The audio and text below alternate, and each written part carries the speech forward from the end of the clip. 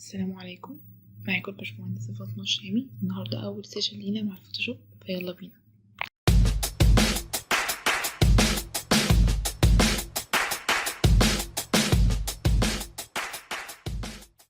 بما انه النهاردة أول سيشن لينا مع الفوتوشوب، فطبعا هناخد شوية حاجات أساسية بنعملها كل ما نيجي نسطب البرنامج، مش كل ما نيجي نفتح البرنامج.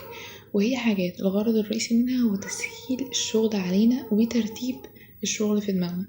أول حاجة هفتح البرنامج عادي ونعمل ريفيو كده بسيط على ازاي نعمل كرييت للصفحة بتاعتنا أو الورقة بتاعتنا أو اللوحة بتاعتنا اللي احنا بنشتغل عليها. احنا اشتغلنا على دوت في الفيديو اللي فات. أول حاجة كرييت نيو، ساعتها بتظهر عندي الويندو دي. أول حاجة قلناها ان احنا بنختار اسم. تاني حاجة بنختارها هو المقاسات. انا هنا هختار مقاس ستاندر مثلا A4 وهخلي اليونت سنتيمتر زي ما قلنا عشان معظم شغلنا عمارة وكده. تاني حاجة هنختارها هي الريزوليوشن، خلينا مثلا 150 زي، واليونت بتاعة الريزوليوشن ثابتة زي ما هي. والكالر مود بما اننا حاجة تجريبية يعني مش هنطبع حاجة، فخلينا RGB احسن بما اننا مش هنطبع حاجة دلوقتي لانه كل حاجة تجريبية. فكريت ساعتها هتظهر عندي الويندو دي. هنا ظهر عندي بورتري، انا لو كنت عايزاه لاندسكيب كنت هغير الايكون التانية. تمام، ظهر عندي الويندو دي. اول حاجة انا هنا مسموح ان انا اعمل سكرول بالسكرول زوم اوت وزوم ان. طبعا ده مش بيبقى موجود في لحظة وانا لسه مسطبة البرنامج جديد، مش بيرضى يعمل كده. لازم الاول ادوس alt من الكيبورد واعمل زوم ان وزوم اوت. طيب لو انا عايزة اعمل ده بظبط الاعدادات دي ازاي؟ باجي عند edit وبنزل تحت خالص لحد ما الاقي preference. اول ما بختارها بتظهر عندي ويندو تانية كبيرة، بختار منها تكنو بريفيو. اول ما تظهر عندي دي بختار من هنا من القائمة اللي على الشمال بختار منها تولز.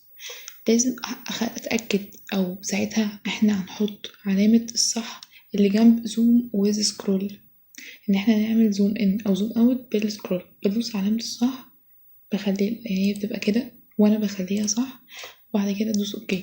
ساعتها بيكون عندي السماحية ان انا اعمل زوم ان وزوم اوت بالسكرول من غير ما ادوس الت عشان نسرع الحركة الشغل بتاعنا. تمام. طيب لو ما اشتغلش معاك على طول كده ساعتها بيبقى محتاج منك ان انت تقفل البرنامج وتفتحه تاني عشان هو يترستر. تمام، دي اول حاجة بنحتاج ان احنا نعملها علشان نسرع الشغل. ايه تاني حاجة بنعملها ومش بنعيدها غير لما كل مرة نسطب فيها البرنامج جديد؟ نرجع تاني لنفس القائمة edit، بعد كده preference، بعد كده تكنو view preview. بيظهر عندنا نفس القائمة. المرة اللي فاتت كنا بنختار tool، المرة دي هنختار سكريتش ديسك.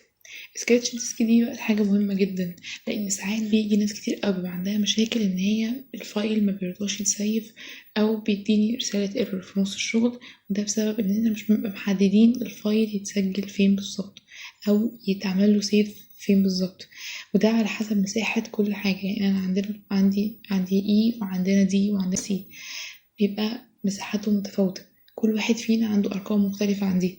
أنا عندي ترتيب الشغل بتاعي مخليهم E و D و C، مش لازم. أنا كان الترتيب مش بالحروف، أنا الترتيب بالسبيس، الفري سبيس اللي عندي، السبيس اللي فاضية اللي أقدر لو واحد منهم اتملى يخش في اللي وراه على طول. وهم عندي 400 و300 74 و20، فأكيد هفضل أبقى مرتبهم من الأكبر للأصغر. طيب ده بعمله ازاي؟ بدوس كليك عليها أول ما يبقى لونها جراي كده، هي عندها السماحية ان هي تتحرك يا إما فوق يا إما تحت.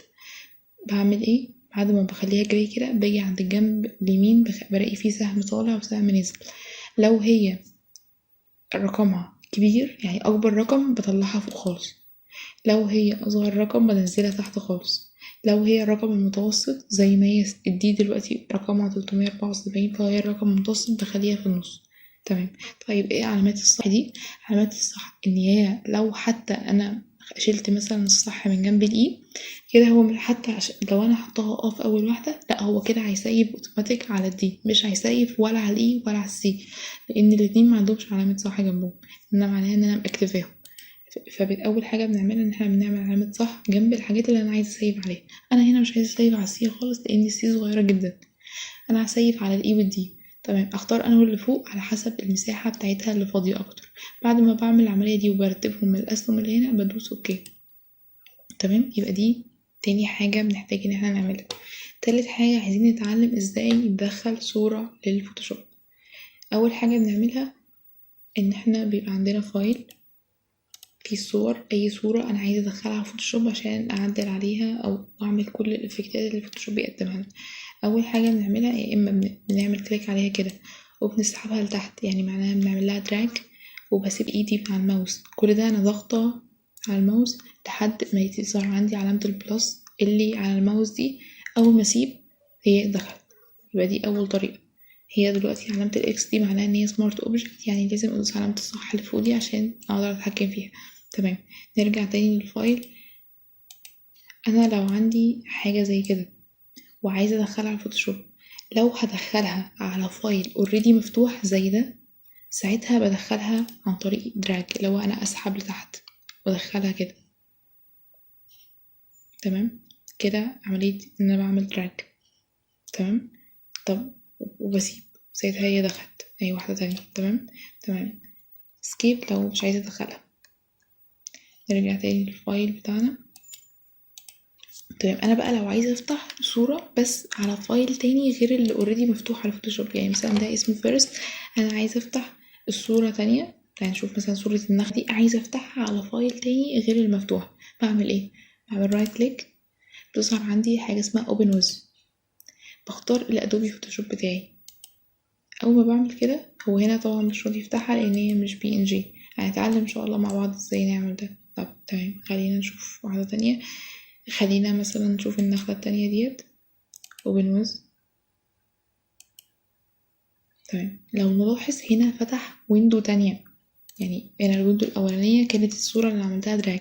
بعمل دراج لو عايزة الصورة في نفس الفايل اللي أنا واقفة عليه، وممكن أعمل دراج بس مخليهاش تقف، يعني ده نعرفه دلوقتي. بس خلينا فاهمين إن أنا لو عايزة الصورة في نفس المكان بعمل دراج، لو عايزة الصورة في فايل جديد open with. تمام. طيب أنا لو بعمل دراج للصورة، تعالي نشوف مثلا حاجة عشان مختلفة عشان ناخد بالنا من كله. صورة زي دي. تمام. أنا عايزة أعمل لها دراج وفي نفس الوقت عايزاها تبقى في فايل لوحدها. ده بنعمله ازاي؟ مش عايزة أعمل open with، بسحبها كده كأني بعمل لها دراج، ومسيبهاش بقى هنا، مسيبهاش في النص بتاع أو على اللوحة بتاعتي، لأ بسيبها فوق. أول ما تطلع لي علامة البلس اللي فيها كوبي دي، اعرف ان هو خلاص فهم ان انا عايزه احطها فوق. تمام. فكده بقى عندي 1 2 3 ويندوز 3 ويندوز مفتوحين عندي. الفيرست اللي انا دخلتها بدراج وسبتها في النص، وديت اللي عملت لها اوبن ويز، ودي اللي عملت لها دراج بس سبتها فوق. عايزين نلاحظ ان الويندو اللي فوق ديت كل واحد فيهم منفصل عن التاني، زي بالظبط فكرة الجوجل كروم او جوجل عامة اللي هو بيبقى فيه كذا ويندو فوق كده. طبعا دي ميزة مهمة جدا وحلوة جدا في الفوتوشوب. تمام. طيب لو طلعت ساعات بنلاحظ ان هي ممكن تطلع معايا كده، تحسها ان هي محبوسة بره كده، عايزة ادخلها تاني معاهم، اعمل ايه؟ بمسكها كده، كليك عليها وافضل ماشي. اول ما يظهر عندي اللون الازرق ده كده اعرف ان واسيبها، اعرف ان هي خلاص هتخش معاهم. يبقى طول ما الفريم الازرق ده موجود كده هو فاهم ان انا عايزة ادخلها. لو الفريم الازرق ده مش موجود وانا ماسكاها كده مش هعرف ادخلها. اول ما الفريم الازرق يظهر كده واسيب، هي دخلت خلاص معاهم. تمام. دي برضو حاجة مهمة. تاني حاجة عايزين نعرفها هو التولز اللي هنا. محتاجين نمسك تول ونتعامل معاها ونعرف الموديفاير بتاعتها. أول حاجة هنعملها في أداة اسمها selection tool، دي بعمل بيها تحديد على أي شكل أنا عايزاه. لو نيجي زي ما عملنا المرة اللي فاتت وعملت رايت كليك كده على السهم اللي تحت، بيظهر لي كام تول تانية مشابهين للتول دي. ده مستطيل وإليبس وبالسيجمنت سواء كان رأسي أو أفقي، دول قليل جدا لما نستخدمهم. خلينا بده. أول حاجة ده مستطيل وإليبس. المستطيل مجرد بس أنا خدت الأمر كده، أنا معايا أمر سيلكشن، بدوس كده كليك ودراج أسحب كتير، وأول ما أسيب كده هو عمل سيلكشن. يبقى تمام. تاني أنا بعمل إيه؟ طبعا هو هنا في سيلكشن، أنا عايزة ألغي السيلكشن. انا عامله سيلكشن وعايزه الغيه، كنترول دي. تاني نعيد تاني كل ده. اول حاجه خالص عايزه اعمل سيلكشن، بدوس يعني انا دلوقتي مثلا عند الموف تول، يبقى اول اداه فوق هي الموف تول. تمام، يبقى اول اداه الموف تول. تاني اداه السيلكشن بدوس عليه كده، انا كده وقفت على السيلكشن، يبقى انا كنت واقفه على الموف تول وكده وقفت على السيلكشن. بعمل ايه؟ باجي على الحرف واسحب دراج، يعني انا بدوس كليك واسحب لحد الاخر، احس ان كده تمام اسيب كده واعمل سيلكشن. تمام، عايزه امسح سيلكشن، عايزه الغي ده، بدوس كنترول دي. كنترول دي هو شال لي السيلكشن. تمام، طيب انا مش عايزه اعمل مستطيل، عايزه اعمل مربع، وهنا عندي مستطيل او اليبس بس. ده بنعمله ازاي؟ بختار مستطيل عادي عشان انا عايزه اعمل مربع، وانا بدوس كليك صح، وقبل ما اسحب بقى بدراج كده هدوس شيفت، او انا ممكن فيها كده ادوس شيفت، هتلاقيه هو حابس لي النسب. لو نيجي نبص على الجزء اللي تحت اللي هي اللي طالع الابعاد، هتلاقي ان البعدين جنب قد بعض بالظبط، هو حابس لي الابعاد ان هي تبقى مستطيل. طول ما انا دايسه شيفت، اول ما اشيل ايدي مع الشيفت انا بتحكم في اللي انا عايزاه، احط ايدي على الشيفت هو بصوا خلولي مربع. يبقى عايزين نعرف حاجه مهمه جدا، ان مجرد زرار ان انا ادوس على زرار الشيفت ده بيحافظ على نسب الحاجه ويخليها تتعامل بشكل منتظم. يبقى اول حاجه نتعلمها ان الشيفت بيخلي الحاجة تتعمل بشكل منتظم. طبعا ده في كل شغلنا، عايزين نكبر حاجة بشكل منتظم بالشيفت، عايزين نلعب في زاوية بشكل منتظم بشيفت، يبقى دي حتة مهمة لازم نعرفها ان احنا الشيفت بيخلي الحاجة بتتعمل بشكل منتظم. طيب انا هنا عملت مربع من مستطيل، نفس الفكرة هنا الإليبس ده عبارة عن شكل بيضاوي، يعني احنا عايزين نشيل بس السلكشن ده بيتشال ازاي؟ كنترول دي. نرجع للإليبس، انا كان عندي كنت واقفه على المستطيل، لا انا عايز دلوقتي اعمل دايره، الدايره شبيهه بالإليبس بس ابعادها او نص قطرها تساوي. هنشوف بقى الدايره او الإليبس لو جيت ارسمه هو شكل بيضاوي اهوت، ده انا برسمه اهوت من غير ما ادوس شيفت، فاترسم شكل بيضاوي لو مش باين لكم اهو. تمام، طيب انا مش عايزه ارسم شكل بيضاوي، اول حاجه الغي السلكشن كنترول دي، وهرسم دايره ازاي؟ نفس الفكره، ادوس شيفت وارسم. هو مهما قعدت ألعب أو أغير في إيدي هو لازم يحافظ لي على النسب بتاعتها والدايمتر بتاع الدايرة وبتاع الشكل عشان يطلعولي دايرة منتظمة زي دي. تمام، يبقى أول حاجة اتعلمناها الموف تول، بدوس عليها كده وأقدر أحرك بيها أي حاجة. طبعا هو هنا بدأ يعمل لي كات للسلكشن، كنترول زد كنترول دي. تمام، يبقى أول أداة هي الموف تول، تاني أداة السلكشن. عايزين نتعلم شوية حاجات بقى في السلكشن. احنا زي ما قلنا في أول محاضرة أو أول فيديو في المقدمة البسيطة، قلنا إن هنا في أدوات كتير، كل ما أدوس كليك على الأداة بلاقي الموديفاير بتاعتها فوق. يعني فوق مثلا احنا عندنا هنا selection، خلينا نشتغل بالمستطيل أسهل، نختار مثلا selection لحاجة زي كده. تمام، لو نيجي نبص للأشكال اللي فوق ديت، فأول واحد خالص معناه إن أنا كل ما أعمل selection في حتة تانية السلكشن القديم بتاعي يتمسح. تمام، يبقى انا اول حاجه بختارها فوق دي ان انا كل ما اعمل سيلكشن السلكشن القديم بتاعي يتمسح. تمام، مش عايزه اخلي فيه كذا سيلكشن مع بعض.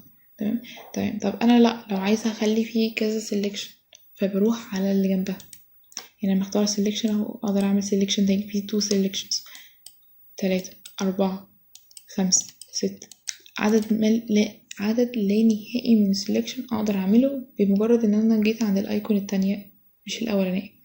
عايزه الغي السلكشن ده كله، كنترول دي يلغي لي كل السلكشن اللي عندي. طيب ايه بقى الموديفاير التالتة او الايكون التالتة؟ انا هنا مثلا اخترت السلكشن ده. تمام، جيت بقى عند التانية وعملت كده، هو بيعمل لي كات من السلكشن المشترك اللي ما بينهم ويمسح التاني. بمعنى تاني يعني نعيد كنترول دي ونعيد الكلام ده من الاول. انا مثلا عملت سلكشن حوالين الشكل ده كله. تمام، عايزة اشيل الجزء بتاع الشجرة من تحت، مش عايزة اخلي السلة بتاعتها باين. هعمل ايه؟ انا واقفة عند الجزء التاني اهو، هاجي من هنا وهطرح مثلا الجزء ده بس. شايفين الجزء اللي انا بعمله سيلكشن هو الجزء اللي بيتشال، يبقى الجزء الاولاني بيفضل، الجزء التاني المشترك اللي ما بينهم بيتشال. تمام. طب انا لو عايزه اشيل الجناب دي كمان هاجي هنا مثلا من الجنب واعمل مستطيل كده شايفين الدنيا عشان انا دايسه على ده. تمام. طيب تالت ايكون اهيت، هو بيعمل ايه بقى؟ بياخد المشترك. يعني هو كان في الاول بيمسح المشترك والتاني، يعني ديت بيمسح لي الحاجه المشتركه والزياده بتاعت السلكشن التاني، اما السلكشن الاولاني بيفضل زي ما هو. اخر ايكون بتعمل ايه؟ بتيجي عند الحاجه المشتركه وهي اللي بتحافظ لي عليها كده بالشكل ده. قبل ما اسيب هو هيسيب لي الجذوع اللي في النص دي بس اهي، فاهمين؟ بيمسح الحاجات اللي مش مشتركه. الحاجه المشتركه ما بين قطوعين هي اللي بتفضل عندي. طبعا دي ليها استخداماتها، يعني محسش مثلا لا انا هستخدم ده في ايه، ما انا ممكن أعمل. هتلاقي استخدام لكل الكلام ده ان شاء الله واحنا شغالين. كنترول دي عشان نلغي السلكشن. في هنا عندنا حاجه اسمها الفاذر، ودي حته مهمه جدا في شغلنا، وبالذات للناس اللي بتشتغل في افكت اللي هي تحب تخلي الحاجه مموهه. وعندنا في عمارة نفس الكلام بنحب نستخدم ده قوي. تمام. ده عبارة عن ايه الفاذر ده؟ عبارة عن الفلت، زي الفلت بتاع الايدج بتاع المستطيل. تعال نجرب ونشوف. انا هنا هرسم مستطيل والفاذر بزيرو، الايدجز بتاعته شارب قوي، يعني 90 درجة. تمام. تعال نلغي السلكشن عشان نعرف احس بالافكت لما اغير الرقم. كنترول دي وانا لغيت السلكشن، هخلي الرقم دوت 30 وادوس اوكي. تمام. وهرجع تاني اعمل نفس المستطيل اللي انا كنت عاملاه.